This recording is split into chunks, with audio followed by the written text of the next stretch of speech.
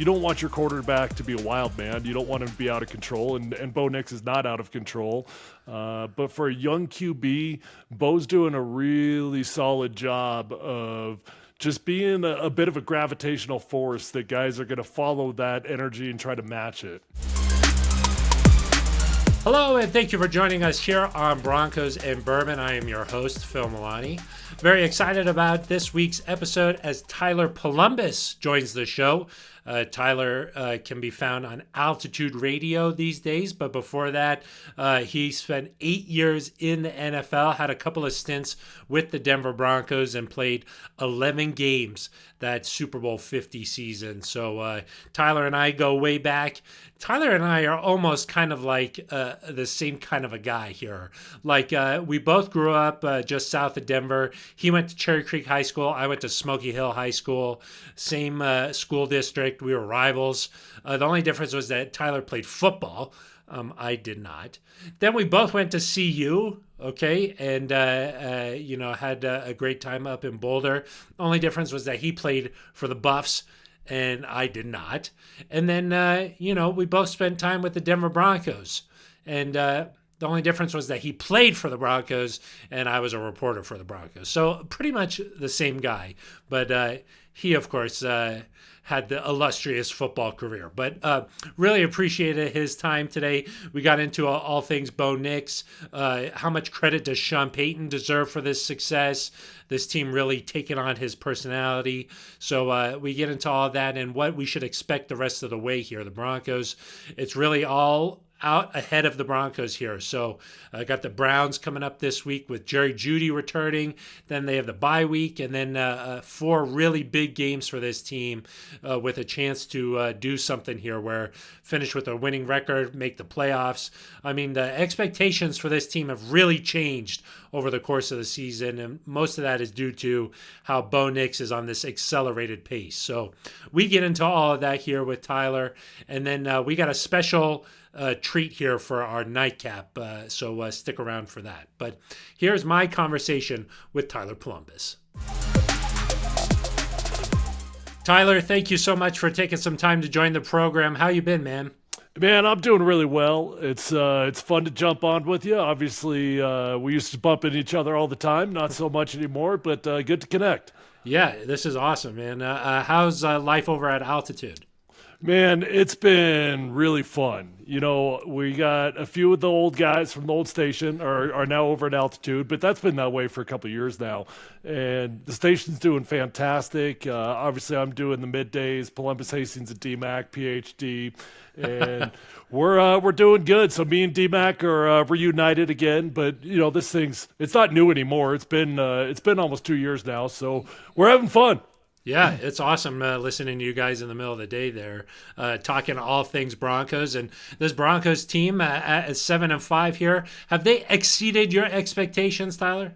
Oh, yeah. To be where this team's at after the first 2 weeks, I looked at the dumb playoff calculators, right? And after the first 2 losses, the odds of making the playoffs were like 1. A singular percent. Yeah. And now when you look at it, it's over 60%. You handle your business this week, and that's going to go up exponentially. So you look at the schedule the Broncos have right now, you got lucky to get a nice little stretch here of winnable games. You beat Atlanta. Now you beat the Raiders, and then you got the Browns and the Colts. So in theory, the Broncos are looking at a great opportunity to go on a 4-game heater. It feels like there's not that many great teams in the AFC this year. Like a lot of people knock the Broncos for not having beat like an elite team. But hey, there's just not that many of those teams in the AFC this year. Well, football's weird. And this year, the NFL is known for its parity, right? And this year, the parity is like all the bad teams. There's never been as many bad football teams as there are. I haven't counted it this week, but going into last week's game against the Raiders, there were 13 teams in the NFL with 4 wins or less, which is nuts. It's crazy. Man. Yeah. Yeah, that's crazy. And like the teams that we thought were going to be really good, like the Bengals or like the Jets, like they just haven't really, it hasn't materialized that way. And for the Broncos, sort of the opposite has happened. Vegas only thought they were going to win 5 games. And I think that Bo Nix is a big reason why. I mean, Tyler, this kid is taking over this city. It's fun to watch. A lot of people thought I was a Bo Nix hater over the first 4 or 5 weeks of the season. I was never a Bo Nix hater, but I was honest about the analysis. I was honest about where the young man was. And to see the growth, look, it's never going to be a linear path, but the last 4 or 5 weeks, it felt pretty linear for Bo Nix. There's not been a whole lot of road bumps along the way. And, Phil, about 3 weeks ago, Jaden Daniels was running away with Offensive Rookie of the Year. And now that is a neck-and-neck race between those two guys. Yeah, Bo. I mean, what has turned around for him? Because it seems like ever since he had that encounter with Sean on the sideline, like that Ferris Bueller type moment there, he's really just taken off since then. Yeah, you look back and you compare and contrast, and it's impossible to not compare that to the moment that happened last year with Russell Wilson on the sideline when Sean just started laying into Russ, and Russ just took it and didn't say a word. And then when Bo Nix starts chirping back, you knew that that's what Sean's looking for. And I think that the Russell Wilson situation last year was existing, continuing to exist, and it probably would have continued to exist. And then honestly, just my opinion, I think that moment on the sideline was the straw that broke the camel's back. Sean was just like, look, this isn't my guy. He doesn't have the fight in him that I want. And you look at that in Bo Nix, and it's almost like he's a clone of Sean Payton. Yeah, that's what I was going to say. Like when he's out there, like even against the Raiders, like he had that crazy eyes moment, out on the field. And does that sort of energy and that type of fire, do the other guys on the sideline feed off of that? Yeah, it's contagious. Energy is always contagious, and especially when it's coming from your quarterback. I mean, you don't want your quarterback to be a wild man. You don't want him to be out of control, and Bo Nix is not out of control. But for a young QB, Bo's doing a really solid job of just being a bit of a gravitational force that guys are going to follow that energy and try to match it. Yeah, I mean, Broncos fans might not like this, but he's got like a little Phillip Rivers to him, doesn't he? I mean, Alabama kids, with a lot of like that fire and that energy out on the field. Yeah, maybe. I haven't really thought. Yeah, I haven't really thought about that, but I could see it, and especially as Bo gets a little bit older, he might start chirping a little bit more. You certainly see it. Phillip Rivers is like the all-time funniest trash talker in the history of the NFL. He's never said a swear word in his life, but it was hysterical. You want to go down a fun YouTube wormhole, watch Phillip Rivers trash talk. Yeah, I think that they worked out together, like during the draft process and stuff. So I didn't know that. Yeah, that's why I felt like maybe there's just a little bit of similarities there. I've been asking everybody, like you have a good comp for Bo, like you got a guy who he reminds you of a little bit in the league. Well, obviously everybody's saying Drew Brees, and that would be phenomenal. Yes, it would be. Clearly, if Sean Payton could catch lightning in a bottle twice with Drew Brees, that'd be pretty amazing. I look at it and I think he's got a lot of Brock Purdy in him. He's a system quarterback is a stupid phrase because every quarterback in the NFL is a system quarterback, but they both thrive within the environment that their coach is putting them in. And there's a lot of freestyle quarterbacks out there. That's not who Bo Nix is. He's going to do everything the exact way that Sean Payton wants him to do it. Maybe on the high end, you're looking at a more mobile Kirk Cousins, but I think he's got the accuracy that Kirk has as well. So he's a tough one to find a great comp for because he's got the athleticism of a Josh Allen, but he's as of the last 4 or 5 weeks, he's got tremendous accuracy to go with it. Yeah, where's his footwork? How has that improved so much over the course of the season? Because, like say like what game was it? I think New Orleans maybe, where he was missing guys that were wide open.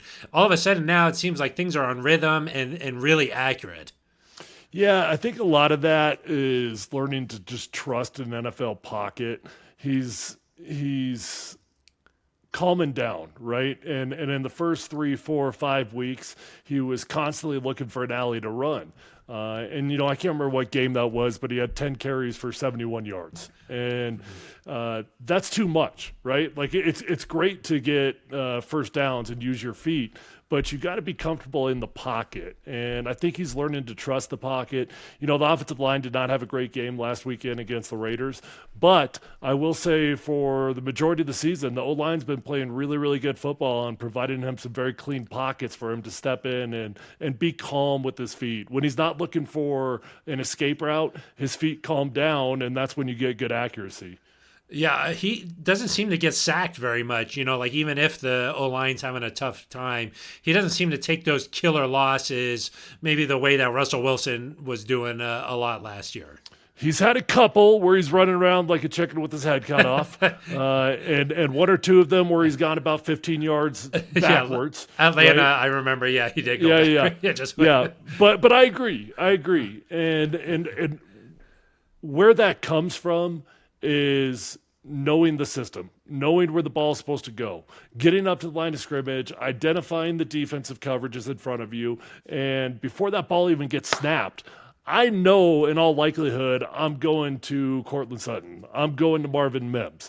It's pre-snap knowledge that avoids sacks 9 out of 10 times. And I do believe sacks are a quarterback stat, not an offensive lineman stat. Of course you feel like that. I know.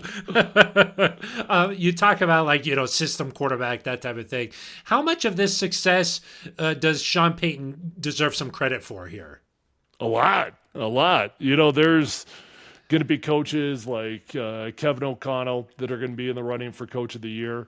But really what Sean Payton is doing this year, are you kidding me? This is Coach of the Year material. And you can see Sean starting to open up the playbook more and more for Bo Nix. I thought the Atlanta game was Sean's most creative game plan. And a lot of that involves a guy that has been very frustrating for Broncos fans, and Marvin Mims. Marvin Mims has not really materialized the way we wanted him to. Well, all of a sudden, Sean's getting super creative with the game plan. He's put him in the backfield. And what that does, he's not putting Marvin Mims in the backfield because he thinks he's some incredible running back. It's not that he's Deebo Samuel, but what he's trying to get is mismatches in the passing game, and he's getting them. When you put Marvin Mims in the backfield, now you get linebackers that are covering one of the fastest wide receivers on the team. So I give Sean Payton a ton of credit for what's going on. Yeah, it seems like to me like a lot of the passes are just like sort of easy reads, like some of the guys are just like completely wide open out there, Tyler, and it feels like, he's just really got a good pulse of where his team is at right now and scheming up guys wide open. And on top of that, it does seem like this team's playing really hard. Like they've taken on a little bit of Sean's personality too. Yeah, I think it's fair to say that Sean is got his guys more or less. I mean, most times I would say it takes 3 years to say, yeah, that's the new coach's team. But shoot, he made some tough decisions in the offseason.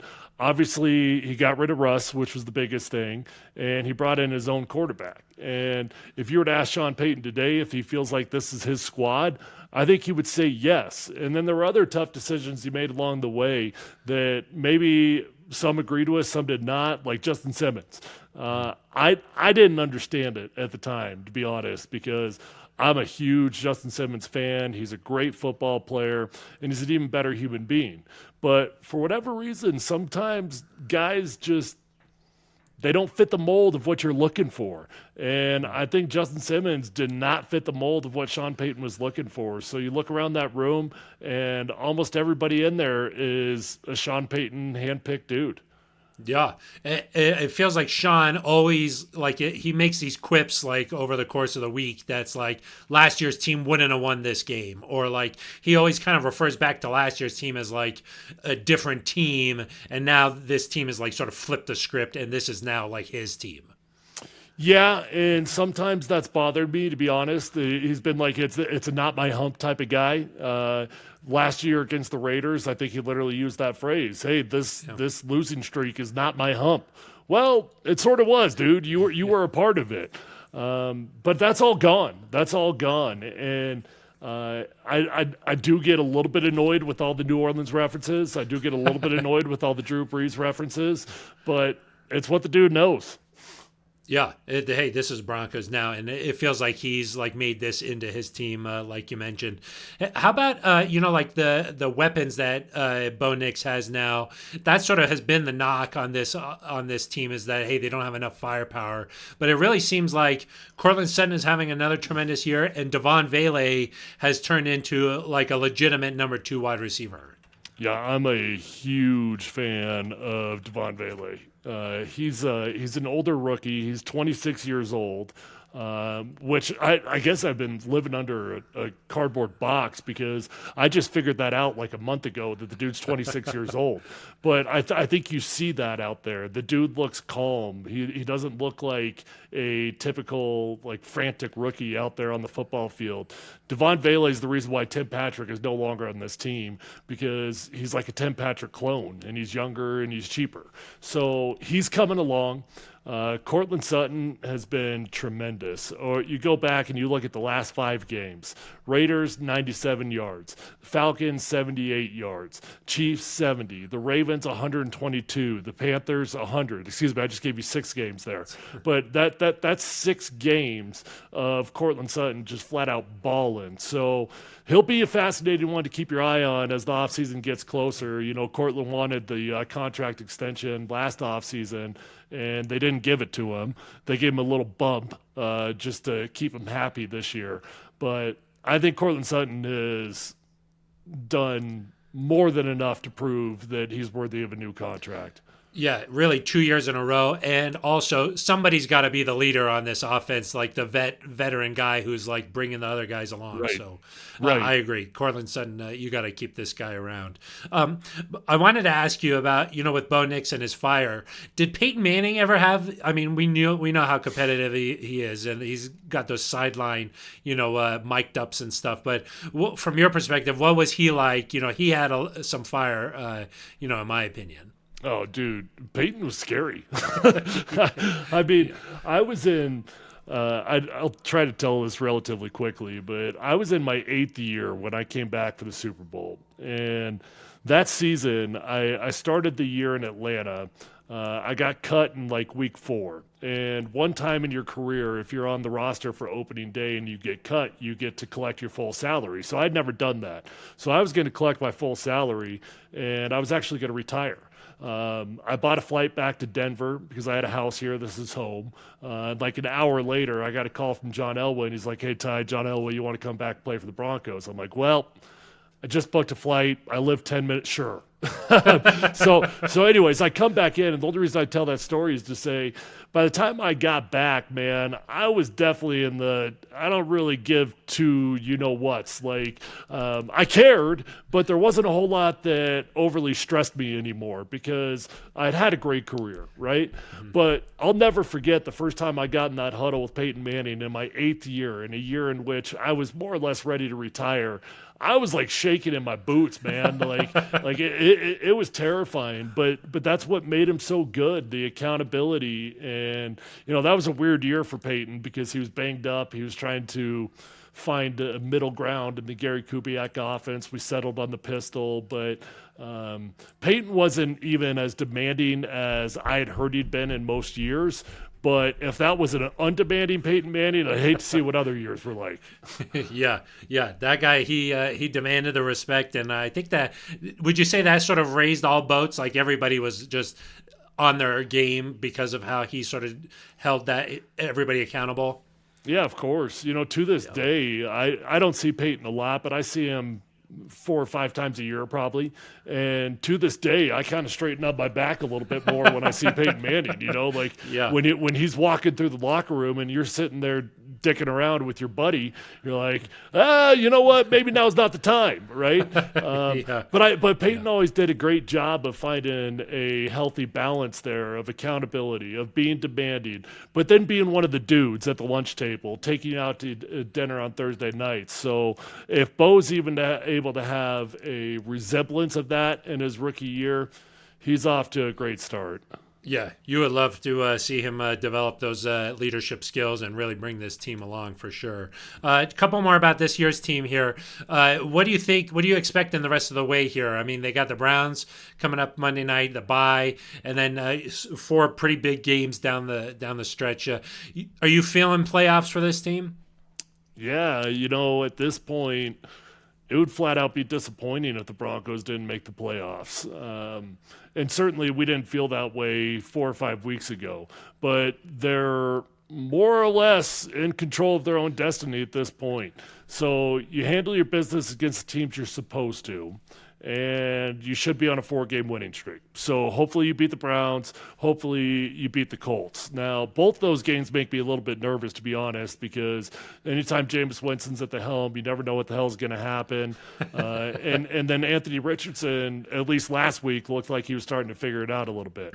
But if you win those 2 games, now you're at 9 wins, and you've got 3 games to go. You'll have to win 1 more to make sure you're a playoff team. So if your final games, you got the Chargers, the Bengals, then the Chiefs in Week 17. You might even get lucky in Week 17 if the Chiefs have got the number 1 seed locked up. Maybe they don't even play their starters, right? But if you handle your business like you're supposed to against the teams you're supposed to beat, well, then you just got to find 1 more victory in those last 3 games. Yeah. You never know with Jameis. I like what you said there. You don't want him ordering dubs on Amazon after this week here. The dude's a quote machine. He's awesome. A quote machine.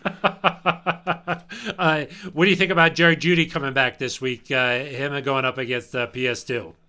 I don't think a whole lot about Jeudy, and that's not a shot at him. Other than the fact that it was over, right? It did not make sense here in Denver anymore.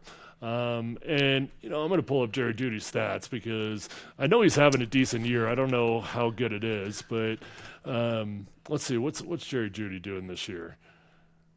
Couple touchdowns, I think. So he's got 645 yards, 2 touchdowns, with quite a bit of ball left to play. I mean, he's looking at 1,000-yard season for sure. He is. So having a good year. It'll be a fun matchup to watch. Obviously, Pat Surtain will get matched up on him a lot. And would I be shocked if Jerry Jeudy had a big game? Well, maybe a little bit because he's going up against Pat Surtain. But Jerry Jeudy's he's a good wide receiver. He is. It's just he was a headache. We'll just keep it real. He was just a headache.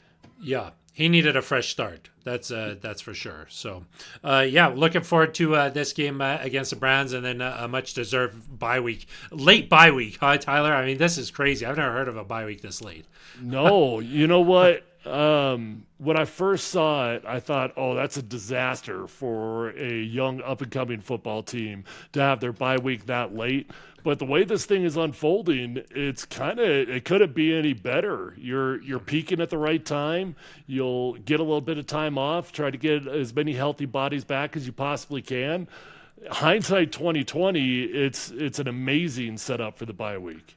Yeah, especially if they can get a win this week, then they'll be feeling good heading into the bye week. So, a lot ahead here for this Broncos team. Wanted to move on here and do some rapid fire, a little segment we call Phil's Five. Tyler, who is your favorite player growing up? My favorite player, well, I'll tell you my idol was the guy named Tom Ashworth. And a lot of people probably won't even know his name, but Tom was a Cherry Creek High School grad, just like I was. He was probably 5 years ahead of me, everything I did. So Cherry Creek, CU Buff, undrafted player, went to the Pats, got himself 3 rings. We were both offensive linemen. I always idolized Tom. Okay. All right. The local That guy, wasn't I very like that. rapid. I'm sorry. Was No, I supposed to go like that. rapid? My No. bad. That's good. No, that's about this pace that I was looking for Okay. there. Who's the best player you ever played with? Wow. I mean, Peyton. Yeah. Peyton. DeMarcus Ware is high on that list. Vaughn's high on that list. But I would put, Peyton and DeMarcus, they're in like an entirely different category of the best of the best. Bona fide gold jackets, like no debate about it. They're both already in. But also the most amazing leaders I've ever been around in my life. Like never been around two leaders like that. We had two on the same team. Yeah. Amazing. I think that the sheriff and the deputy, I think that's what he was referring to himself as. Who's the best player you ever faced? Wow. I almost want to put DeMarcus Ware on that list again. When I was playing in the NFC East, it was murderous row. I was starting in Washington for 4 years, and every team in the NFC East had two Pro Bowlers, two pass rushers, Pro Bowlers. Giants had 3. They had Jason Pierre-Paul, Osi Manura, and Justin Tuck. The Cowboys had Anthony Spencer, DeMarcus Ware. The Eagles had Trent Cole, Jason Babin. I mean, it was murderous row. But what the dude that I had the most trouble with of all those guys, probably the least well-known of them, Jason Babin. Jason Babin, dude, he would get so low. He'd come out in this little frog stance. He had 1 year that he got like 16 or 17 sacks. But for the most part, he was like a 10 or 11 sack type of guy. But he gave me hell. Some of those guys, not a huge name, but they got production there. It's just always about mismatches. It's always about matchups, right? Like what does he do versus like I'm a tall, lean guy, right? Yep. I think I might know the answer to this next one, but the best team you ever played on? So outside of the 2015 team, 2012 in Washington was a special year. We were, God, what were we? We had like, at the halfway mark of the season, we had like 4 wins. No. We had 3 wins. We had 3 wins at the halfway mark of the season. We had to win 7 straight games to get into the playoffs. Couldn't drop one. We won 7 straight games. That was Robert Griffin's rookie year when he was Offensive Rookie of the Year. Actually, was he Rookie of the Year? He might. I forget. But we made it to the playoffs, and we got out to like a 13-point lead on Seattle, and then Robert got hurt. I swear, man, I thought that was the year that I was going to win a Super Bowl. Fortunately, it happened with the Broncos, but we were so hot that year, it wasn't even funny. Wow. That's Shanahan, right? Was leading that? Yeah. Yeah, and I often say that I think that year was Mike Shanahan's best year of coaching because he had to totally reinvent his offense to make it work with Robert. Yeah, amazing. Yeah. Sometimes there's those years that like not everybody thinks about that jumps off the page, but they're memorable to you. Yeah. Okay, and then your favorite lesson that you learned from a coach during your career? You got to flush it. You got to flush it. And that one is actually relatively easy for me to think of because when I went out to Seattle, I got traded to Seattle, and that was fresh off of 2 years with Josh McDaniels, just a living hell. And, the entire building is miserable. You're just getting beat down left and right. Coaches are miserable. Secretaries are miserable. Players are miserable. And you just got told you suck all day long, every freaking day, to the point that I started to believe it. And when I got traded, I was at a personal low in terms of my confidence in myself. And I got out to Seattle, and Tom Cable was my offensive line coach. Russell Okung was the other tackle. And Tom pulls me out of practice after I gave up a sack, and then I had 2 bad plays. And I'm like, oh, God, here we go. I'm losing my starting job. But he was awesome. It was nothing like that. He pulls me to the side. He's like, Tyler, what's the difference between you and Russell? And I'm like, I don't know. He was a top 5 pick. He's probably better. He's like, no. No, the only difference between you and Russell Okung right now is that he knows how to flush a bad play. You have one bad play and you let it turn into 2 or 3. And I think every young player struggles with that, spiraling after a bad moment. And it takes confidence and it takes time and maturity to get to the point where you don't spiral. But letting it go is a very difficult thing and probably the most important thing I could tell any young player. Great advice. Yeah. Bad plays are going to happen, man. They get paid too. Yeah, totally. That's great advice there. That's awesome. Okay, and then the last one to let you out of here on some career advice. What would you tell somebody, Tyler, who's maybe just about to hang it up? Maybe this is their last go around. You had that experience where you're like, "Hey, I'm probably done here. Maybe not." What would you say to somebody like that as they enter into this next phase of their life? Are you talking about in post-retirement? Yeah. Like after you're done, you're about to hang it up here. You're thinking about what's next. What advice would you give to somebody like that? Yeah, idle hands truly are the devil's best friend, and you got to have a purpose in life. You got to. That couch, that is a depressing place to be, and you got to find a purpose. You know, I never made the type of money that I could sit around the rest of my life. I needed a career, so I had to go out and get one. But the guys I worry about the most are the guys that got $20 million in the bank. And they don't need to get up every day to do something, right? So find that purpose, and finding a passion's the hardest part. So for me, it's investing in the younger generation and coaching, whether it's my kids or coaching high school, whatever it can be. But finding a purpose and finding a passion is something that you cannot waste time with. Great advice there. You doing a little coaching at Creek? So I not at Creek. Okay. I coached 1 year of high school football over at Valor, and it was a fun year. Matter of fact, we played Creek in the state championship, and we beat my alma mater. So, but that was Ed McCaffrey was the head coach, and it was crazy, man. We had like 10 Super Bowl rings on a high school coaching staff. Yeah, like Stokely was over there too, right? Yeah, like, yep, you guys. Yep. But last year I was coaching my son's football team. I coach basketball also. And then next year my son will be a freshman at Ponderosa, and I'm going to be coaching over there. So I'll spend the next 4 years with my son over there. And I probably won't even be coaching him because right now he's a quarterback and a defensive end. So what the hell do I know about those? But it'll be fun. Just be involved. Be around it. Yeah, and then maybe up at CU, huh?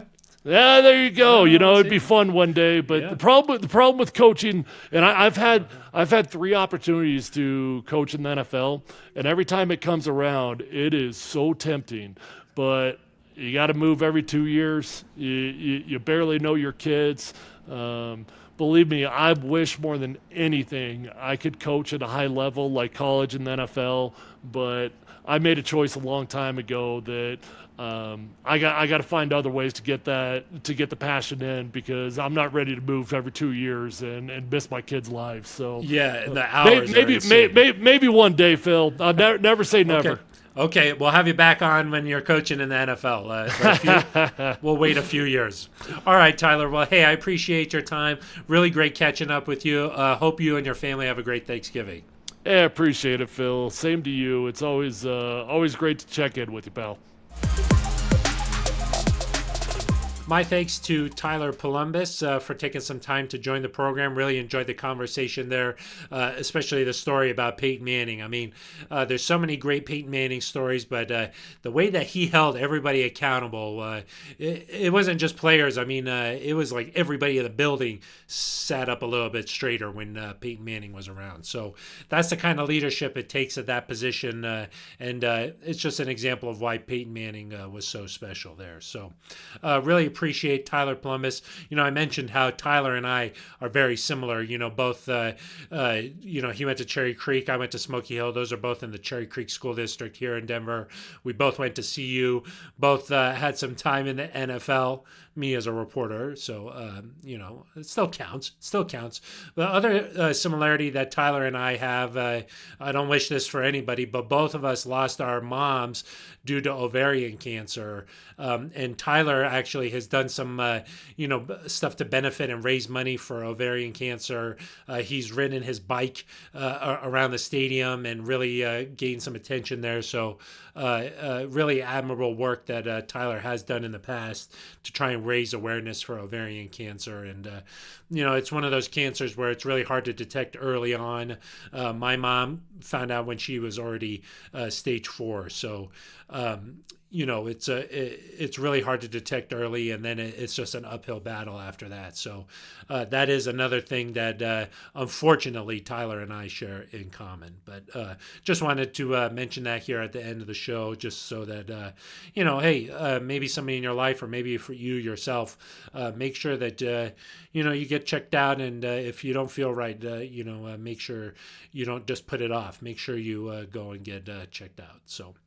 All right. I want to talk about this Broncos team because I think so many people are just so thrilled about Bo Nix right now, and that's me included. I mean, this young man has really delivered week after week after week now, and it's exciting to see. Nothing more exciting, as a sports fan than having a young quarterback with so much potential. The thing, though, is that Bo has now adjusted expectations for the Broncos, where Vegas had him at 5 wins at the beginning of the year. They've already surpassed that. Some people said, okay, maybe this season's all about just developing Bo. I think that he's already proven that he's the franchise guy.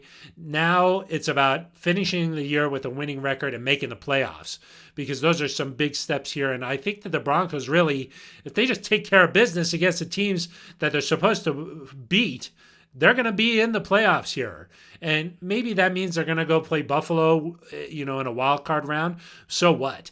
That's great experience for a rookie quarterback and for everybody on this team. And it's a well-deserved bonus here at the end of the year for the team to be able to actually play in a playoff game. That would mean so much. And I think, quite frankly, at this point, that is the expectation for this Broncos team down the stretch. It would be a massive disappointment if they did not find a way to make the playoffs here. They've got some big games coming up, starting with the Browns, but then, the Colts and the Bengals are going to be two teams that are also fighting for that final spot. And then looming out there are the Miami Dolphins. So there's a lot of football still to be played, but I really think that this Broncos team should be playing in the playoffs this season. And they should get the W here against the Browns. But hey, the Browns knocked off the Steelers in a snow game on a Thursday night. And they've had quite some time of rest here, going from a Thursday night all the way to a Monday night. So they're going to be ready to go. Jerry Jeudy's going to be fired up to come back to Denver. So this is going to be a big game, but the Broncos a chance now to play in prime time for the whole country, a chance for Bo Nix to show the whole country what he's made of, this whole team to show what they're made of, and a lot of football left to be played here, I think, for this Broncos team. So with that, I wanted to say this week we're going to switch things up a little bit, and this is what's called an Amaro. And I figured, with Thanksgiving this week, maybe we'd do something a little bit different. This is an Italian liqueur that's most commonly drank after a meal, after a big meal. The Italians really, they're interested in the digestive process and how, eating is an entire experience. And what you would do with an Amaro is, hey, you say you've had, a couple of cocktails before dinner, you've had some appetizers, you have a big turkey dinner, maybe you have some pumpkin pie, maybe you have an espresso or a coffee with that. Then afterwards, just to sort of seal the palate and to just relax into the evening, you would pour an Amaro neat. Now, Amaro has become a little bit more popular these days because it's been included in a lot of cocktails. So maybe you're saying, hey, this is Broncos and bourbon. I need to know something about bourbon. Well, Amaro is paired with bourbon a lot, and it just sort of is sort of that herbal feel that's like sort of like, hey, if you're drinking a cocktail and you're like, this tastes interesting, there's something complex in this, it might be Amaro that's included that makes you just sort of say, hey, there's an extra little layer of sophistication here. That it might be Amaro because it's become really popular. Even with, there's like this one in particular. This is Amaro Montenegro. This is a great Amaro to get introduced into Amaros. It's very light and it's very sort of nice to end a meal with. There's some citrus flavor going on here. This is a good introductory Amaro. You can find this pretty much anywhere at any liquor store, and it's under $40. So you might try this one out. Amaros tend to be in two different categories. They're either really bitter and they sort of have a medicinal quality, to them. I think that's how Amaros really first got going. Like pharmacists would prescribe Amaro and it's like very herby. And then there's others that are sweeter, like this one falls into that. That's sort of like a nice after dinner, sort of like a nice, something to seal the palate. So this is what you might want to serve your Thanksgiving guests. They'll be like, what is this? And then you could tell them all about it. So this Amaro in particular is, it's not too bitter. It's not like going to be where you have to have like a palate that's already adjusted to it. That's not the case here. And this actually is very nice in an old fashioned too. If you want to make an old fashioned, add a little Amaro, and then that'll add just a little layer of complexity here. This one has been made since 1885, and it was made to celebrate Princess Elena of Montenegro. She was getting married to an Italian king in 1885, and that's when this was created. It's from Bologna, so you should give it a whirl here. It's comprised of 40 botanicals. So the way I drink this is neat. There's a lot of different glasses you can drink it in. This is a Glencairn. That's what I'm drinking, my single malts in. I don't have one of those cool little, like, sort of shooter glasses that they kind of like look like a champagne glass. I don't have one of those, so I go ahead and use this. I drink it neat. And in the summertime, it's really nice if you keep this like in the freezer or in the fridge, and it's cold and it's very, very refreshing to have after a big meal in the summertime. But you can see it's got this amber color. It smells very herbal and botanical. It's 23% alcohol. This one is. Some of them are much higher. This one is 23%. So this is not going to knock your socks off, but it's going to just be a nice way to end a meal. And, you could smell the citrus coming through here, and it smells really nice. And let me give it a try.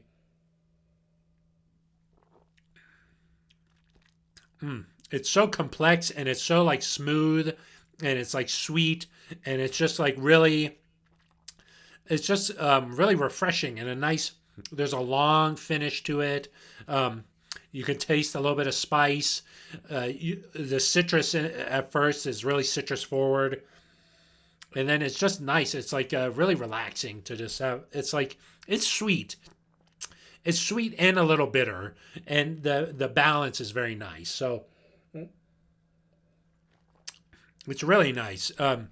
The other thing I should mention about Amaros is that each bottle can be wildly different than the other. So like this Amaro Montenegro, this one tastes sweet and orangey and a little bit of bitter, but you can pick up a different bottle that's totally different, and it could be really way too bitter and not. I suggest that you do a quick Google search if you're interested, but this is a great way to finish off a nice Thanksgiving meal. So I would recommend that, and maybe it'll give you something to talk about with some of your guests. So I know I mixed it up a little bit this week, but it can still be added to an old fashioned, and I would encourage you to do that. And there you go. You still add in the bourbon. So it is still Broncos and Bourbon. So I hope you all have a very happy Thanksgiving. Thank you so much for checking out the show. Maybe you're listening to this on Thanksgiving and you're like, hey, I've had enough with my crazy uncle or, my kooky cousin, and I just want to listen to some football talk, and I hope that you enjoyed the program. If you did, please like and subscribe. We're continuing to grow the community, and I really enjoy the comments. I find that YouTube is such a more pleasant experience than some other social media platforms out there, and the comments, they all mean a lot to me, so I try my best to reply to a lot of them, and I really do I like reading them. So thank you very much. Thanks again to Tyler Polumbus for taking some time to join the program here, and I really do hope that you all have a very happy Thanksgiving. That's going to do it for us here on Broncos and Bourbon. I'm Phil Milani.